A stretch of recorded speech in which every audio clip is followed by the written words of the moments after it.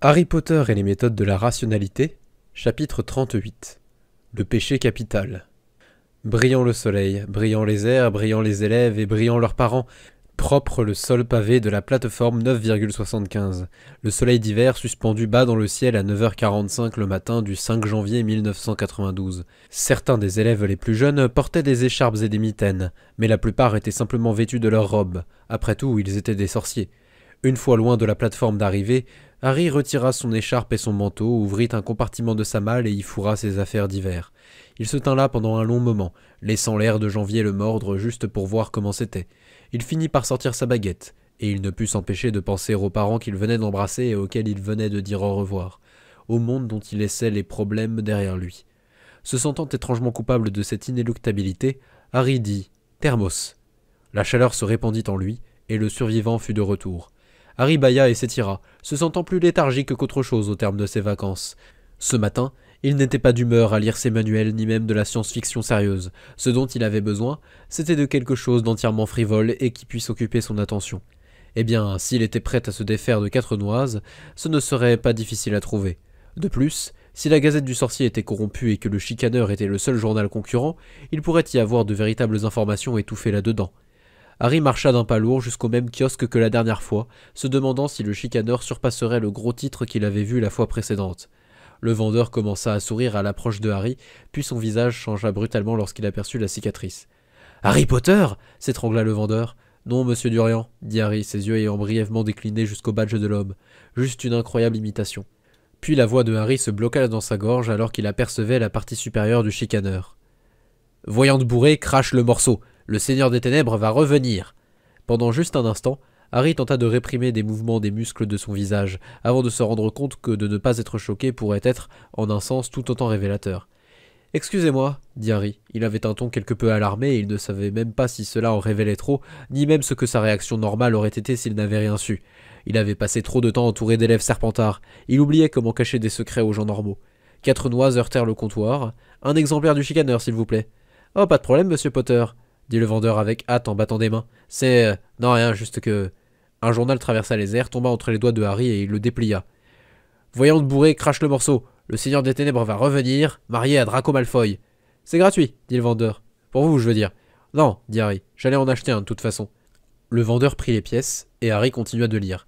« Mince alors, » dit Harry une demi-minute plus tard. « Vous rendez une voyante complètement ivre avec 6 lampées de scotch et voilà qu'elle vous vend la mèche sur toutes sortes de choses secrètes. Je veux dire, qui aurait pensé que Sirius Black et Peter Pettigrew étaient secrètement la même personne? Pas moi, dit le vendeur.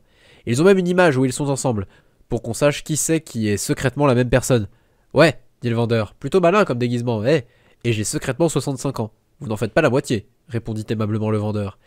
Et je suis fiancé à Hermione Granger, et à Bellatrix Black, et à Luna Lovegood, et oh oui, à Draco Malfoy aussi. En voilà un mariage qui va être intéressant, dit le vendeur. Harry releva les yeux du journal et dit d'un ton plaisant. Vous savez, j'ai commencé par entendre que Luna Lovegood était folle et je me suis demandé si elle l'était vraiment ou si elle inventait tout ça et qu'elle en riait en son fort intérieur. Et puis, quand j'ai lu mon deuxième gros titre du chicaneur, j'ai décidé qu'elle ne pouvait pas être folle. Je veux dire, ça ne peut pas être facile d'inventer ces trucs. On ne pourrait pas le faire par accident. Et maintenant, vous savez ce que j'en pense? Je pense qu'elle doit être folle après tout. Quand les gens normaux essaient d'inventer des choses, ils n'inventent pas ça. Quelque chose doit vraiment clocher à l'intérieur de votre tête avant que ce soit ça qui en sorte lorsque vous vous mettez à inventer des choses. Le vendeur fixa Harry. Sérieusement, dit Harry. Qui lit ça? Vous, dit le vendeur. Harry s'éloigna pour lire son journal. Il ne s'assit pas à la table située non loin, où il s'était assis avec Draco la première fois qu'il s'était préparé à embarquer dans le train. Il lui semblait que ça aurait été comme de donner à l'histoire la tentation de se répéter. Ce n'était pas seulement que, à en croire le chicaneur, sa première semaine à Poudlard avait duré 54 ans. C'était juste que, à l'humble avis de Harry, sa vie n'avait pas besoin d'une once de complexité supplémentaire. Alors Harry alla ailleurs et trouva une petite chaise en fer, loin du gros de la foule et des craquements étouffés occasionnels qui survenaient lorsque les parents transplanaient avec leurs enfants, et il s'assit et lut le chicaneur pour voir s'il contenait de véritables informations qui auraient été étouffées. Et mis à part la folie évidente, que le ciel les aide si une seule de ces nouvelles était vraie, il y avait pas mal de ragots romantiques sournois, mais rien qui aurait été particulièrement important si ça avait été vrai. Harry était en train de s'informer sur la loi sur le mariage proposée par le ministère destinée à bannir tous les mariages, quand « Harry Potter », dit une voix soyeuse qui propulsa un jet d'adrénaline dans le sang de Harry. Il releva les yeux. « Lucius Malfoy », dit Harry, sa voix usée. La prochaine fois, il serait malin et il attendrait dans la partie moldue de King's Cross jusqu'à 10h55. Lucius inclina sa tête courtoisement, en voyant ses longs cheveux blancs glisser le long de ses épaules. L'homme portait toujours la même canne, laquée de noir, avec pour poignée la tête d'un serpent d'argent, et quelque chose dans la façon dont il la tenait disait « Ceci est une arme puissante et mortelle », et non pas « Je suis faible et je m'appuie dessus ». Son visage était vide d'expression. Deux hommes l'encadraient, leurs yeux scannant continuellement, leurs baguettes déjà serrées dans leurs mains abaissées. Ils bougeaient comme un seul organisme doté de 4 jambes et 4 bras. Les Crabbe et Goyle seniors, et Harry pensa qu'il pouvait deviner lequel était lequel, mais ça n'avait pour le moment pas vraiment d'importance. Ils n'étaient que les appendices de Lucius, aussi certainement que s'ils avaient été les 2 orteils de son pied gauche. « Je vous demande pardon de vous avoir dérangé, monsieur Potter, » dit la voix douce et soyeuse. « Mais vous n'avez répondu à aucune de mes chouettes, et ceci, ai-je pensé, pourrait bien être ma seule opportunité de vous rencontrer. »« Je n'ai reçu aucune de vos chouettes, » dit Harry calmement. « Je suppose que Dumbledore les a interceptées, mais je n'y aurais pas répondu si je les avais reçues, sauf par l'entremise de Draco, car avoir directement affaire à vous, sans que Draco le sache, constituerait un abus de notre amitié. Va-t'en s'il te plaît, va-t'en s'il te plaît. » Les yeux scintillèrent. « Si cela est votre position, alors... » dit Malfoy senior. « Bien, je jouerai le jeu un moment. Quel était votre but en manipulant votre bon ami, mon fils, vers une alliance publique avec cette fille ?»« Oh » dit Harry d'un ton léger. « C'est évident, non ? Travailler avec Granger lui fera se rendre compte que les moldus sont humains, en fin de compte. Ha ha ha !» La trace d'un fin sourire déplaça les lèvres de Lucius. « Oui, cela ressemble à l'un des plans de Dumbledore, et ce n'en est pas un. »« En effet, » dit Harry, « cela fait partie de mon jeu avec Draco et ne résulte d'aucun acte de Dumbledore, et c'est tout ce que j'en dirai. »« Passons-nous de jeu, » dit Malfoy senior, les yeux gris se durcissant soudain. « Si mes soupçons sont fondés, et vous n'êtes de toute façon pas du genre à obéir à Dumbledore, monsieur Potter. » Il y eut une courte pause. « Alors vous savez, » dit Harry d'une voix froide, « dites-moi à quel moment exactement vous vous en êtes rendu compte. » « Lorsque j'ai lu votre réponse au petit discours du professeur Quirrell, » dit l'homme aux cheveux blancs, et il gloussa d'un ton grave. « J'étais d'abord perplexe, car cela ne semblait pas servir vos intérêts.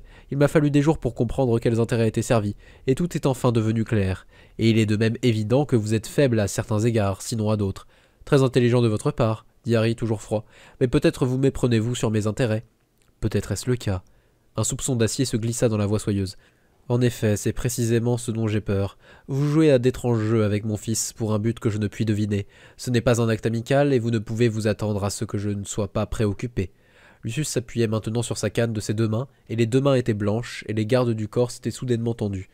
Un instinct de Harry déclara que ce serait une très mauvaise idée que de montrer sa peur et de laisser Lucius voir qu'il pouvait être intimidé. De toute façon, ils étaient dans une gare en public. « Je trouve intéressant, » dit Harry, mettant de l'acier dans sa voix, « que vous pensez que je pourrais tirer bénéfice d'un tort que je causerais à Draco. Mais c'est sans rapport avec le sujet, Lucius. Il est mon ami, et je ne trahis pas mes amis. »« Quoi ?» murmura Lucius. Son visage montrait un choc profond. Alors, « Compagnie !» dit l'un des laquais. Et en entendant la voix, Harry pensa que ce devait être Crabbe senior. Lucius se raidit et se tourna, puis il laissa échapper un sifflement désapprobateur. Neville approchait, l'air effrayé mais déterminé, dans le sillage d'une grande femme qui n'avait pas l'air effrayée du tout. « Madame Londubat, » dit Lucius d'un ton de glace. « Monsieur Malfoy, » répondit la femme du même ton glacial. « Êtes-vous en désagrément pour notre jeune Harry Potter ?» L'aboiement de rire qui jaillit de Lucius sembla étrangement amer. « Oh, je ne pense pas. Vous êtes venu le protéger de moi, c'est cela ?» L'homme aux cheveux blancs se déplaça vers Neville. « Et ce serait là le loyal lieutenant de Monsieur Potter, le dernier descendant des Londubat, Neville, auto-intitulé du chaos. Comme le monde devient étrange, parfois je pense qu'il doit être totalement fou. » Harry ne savait pas du tout quoi répondre à cela, et Neville semblait confus et apeuré. « Je doute que ce soit le monde qui soit fou, » dit Madame Londubat. Sa voix prit un ton pavoisant. « Vous semblez d'une triste humeur, monsieur Malfoy. Le discours de notre cher professeur Quirrell vous a-t-il coûté quelques alliés ?»« C'était une calomnie assez intelligente de mes capacités, » dit froidement Lucius, « mais seulement efficace pour les idiots qui croient que j'étais réellement un mange-mort. »« Quoi ?» lâcha Neville. « J'étais victime de l'Imperius, ce jeune homme, » dit Lucius, l'air maintenant fatigué. « Le Seigneur des Ténèbres n'aurait certainement pas pu commencer à recruter parmi les familles de sang pur sans le soutien de la maison Malfoy. J'ai soulevé des objections et il s'est simplement assuré de mon soutien. Ses propres mange-morts ne le surent qu'ensuite, d'où la fausse marque que je porte, même si, puisque je n'y avais pas vraiment consenti, elle ne me lie pas. Certains des mange-morts croient encore que j'étais le plus grand d'entre eux, et pour la paix de notre nation, je les laisse le croire, pour les garder sous contrôle. Mais je n'étais pas assez idiot pour soutenir de mon plein gré cet aventurier au destin funeste. Ignore-le, dit Madame Londubat. L'ordre était adressé à Harry ainsi qu'à Neville. Il doit passer le reste de sa vie à prétendre, par peur de ton témoignage sous Veritaserum, dit-elle avec une méchante satisfaction. Lucius lui tourna dédaigneusement le dos et fit de nouveau face à Harry. Demanderez-vous à cette harpie de partir, monsieur Potter ? Je ne pense pas, dit Harry d'une voix sèche. Je préfère avoir affaire à la partie de la maison Malfoy qui a mon âge. Il y eut alors une longue pause, les yeux gris le scrutèrent. Bien sûr, dit lentement Lucius. Je me sens à présent être un idiot. Pendant tout ce temps, vous faisiez juste semblant de n'avoir aucune idée de ce dont je parlais. Harry croisa le regard et ne dit rien. Lucius leva sa canne de quelques centimètres et la frappa durement contre le sol. Le monde disparut dans une brume pâle, tous les sons s'effacèrent, et il n'y avait rien dans l'univers hormis Harry, Lucius Malfoy et la canne à tête de serpent. « Mon fils est mon cœur, dit Malfoy senior. La dernière chose de valeur qui me reste en ce monde, et je vous dis cela dans un esprit d'amitié. S'il devait lui arriver malheur, je consacrerai ma vie à sa vengeance. Mais tant qu'il ne lui arrive pas malheur, je vous souhaite de réussir dans vos entreprises. Et comme vous ne m'en avez pas demandé plus, je ne vous en demanderai pas plus moi-même. » Puis la brume pâle disparut, révélant une Madame Londubat outragée, bloquée dans son avancée par Crabbe de Seigneur. Sa baguette était à présent dans sa main. « Comment osez-vous » siffla-t-elle. Les sombres robes de Lucius tourbillonnèrent autour de lui, de même que ses cheveux blancs, et il se tourna vers Goyle le Seigneur, nous retournant au manoir Malfoy. Il y eut 3 poufs de transplanage, et ils étaient partis. Un silence s'ensuivit. « Par les cieux » dit Madame Londubat. « De quoi s'agissait-il » Harry haussa les épaules d'un air impuissant, puis il regarda Neville. Il y avait de la sueur sur son front. « Merci beaucoup, Neville, dit Harry. Ton aide a été grandement appréciée. Neville, et maintenant, Neville, je pense que tu devrais t'asseoir.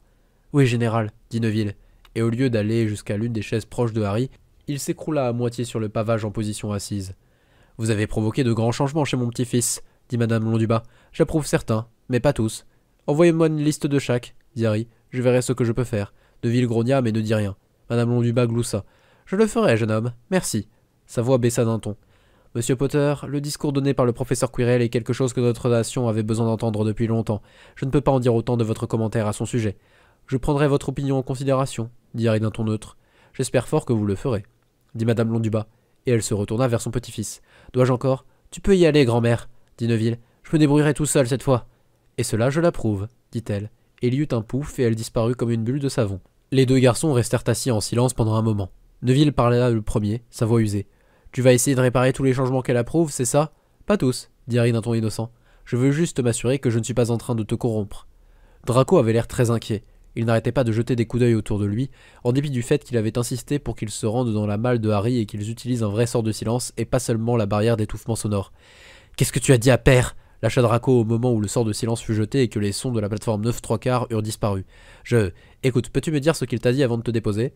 dit Harry. « Que je devrais le lui dire tout de suite si tu semblais me menacer, dit Draco. Que je devrais le lui dire tout de suite s'il y avait quoi que ce soit que je faisais qui pourrait te menacer.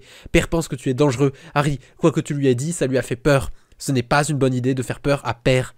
Oh bon sang. De quoi avez-vous parlé? Exigea Draco.